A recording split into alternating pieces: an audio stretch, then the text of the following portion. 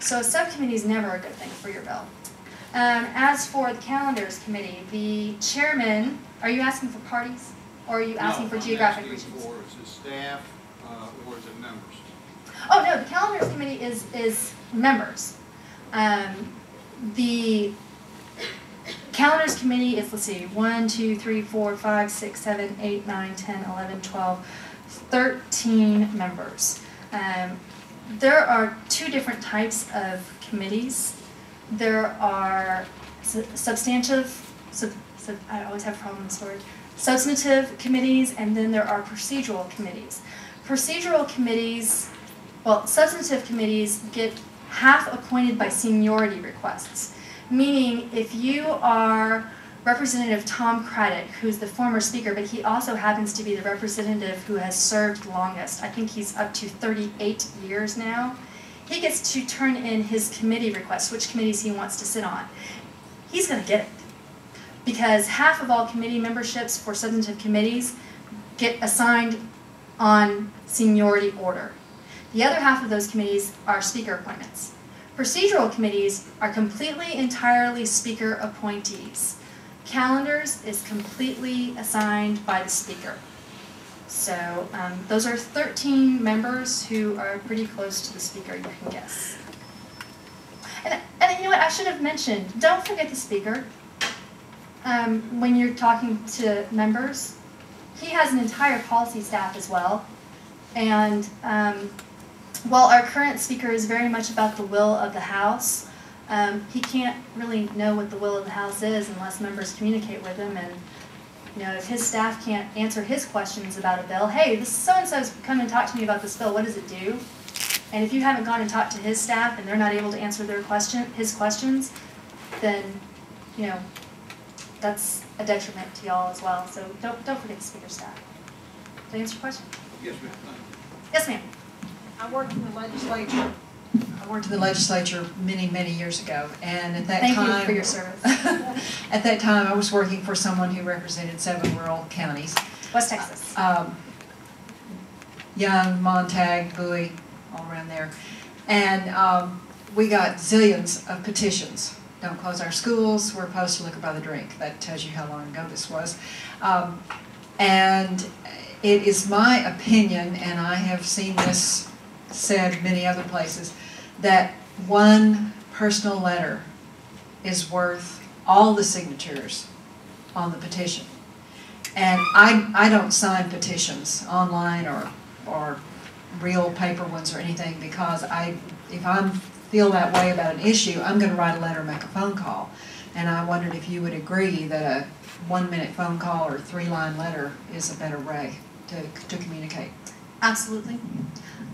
Number one, because many times when you have, especially online petitions, they don't ask for your address. So I get a list of names. And I'm like, well, are these people from New York? We actually got phone calls from people in New York asking us to pass certain bills, and we're like, yeah, thanks for playing. But, you know, the petition, you know, where was that petition signed? Was that petition at a mall? And somebody's like, hey, you know, would you like to have cheaper food? Sign this petition. I have no idea what the person said to get that person to sign that petition, if they really fully have an understanding of what it is that petition's asking for. A letter, a phone call means so much more to us. Number one, because we know, number one, that you really do have a full understanding of that issue, and you know what it is that you want and can communicate it to us. Because, you know, some people, they call us and they're like, you know, we'd like more money for state schools. And I say, okay, which one of your taxes would you like to have raised? Or, you know, which agency would you like to have their budget cut? Because I have to have that money from somewhere. The state has a balanced budget. I have to have that money from somewhere. I'm more than happy to try and do what it is that you want, but help me try and figure out exactly what it is that you want. And when you get a petition, usually it's a general supportive statement.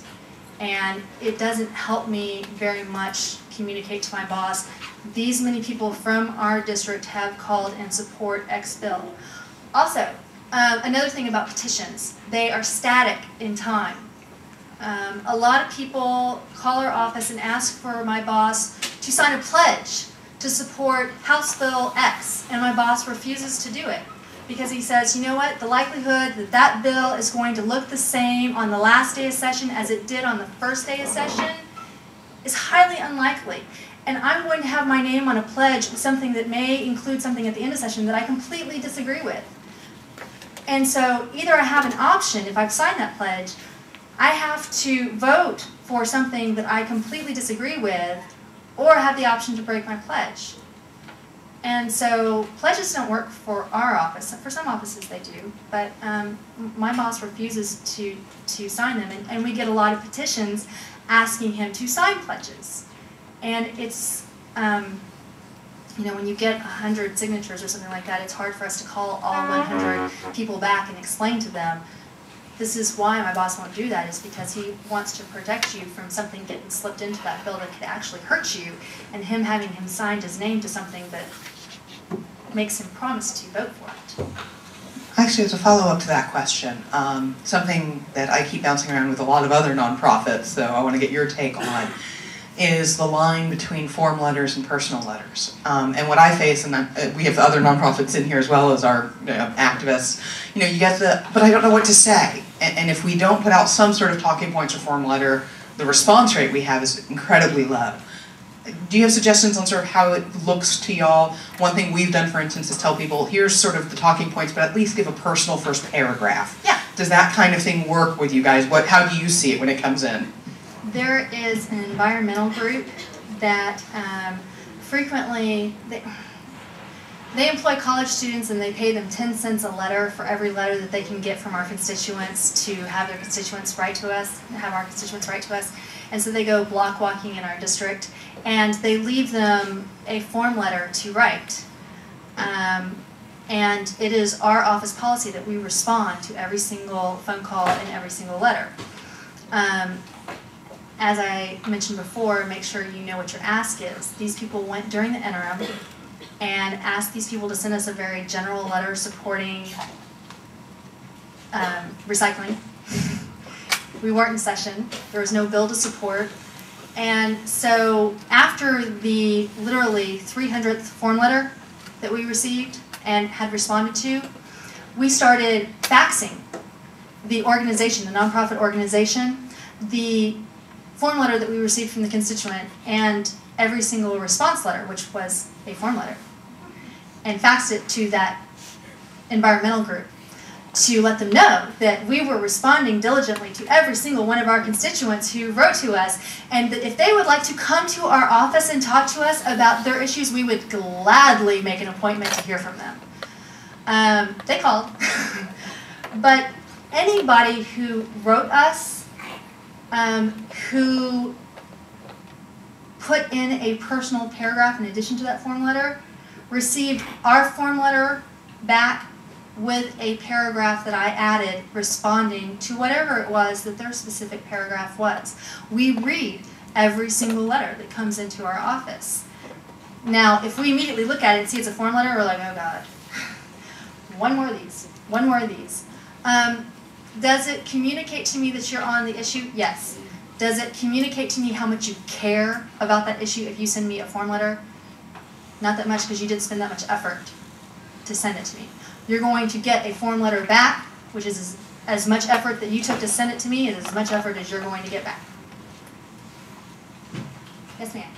How effective are emails compared to letters? We have, the House members each have a email address which you can access on the House website. We check that box. Some members check it directly.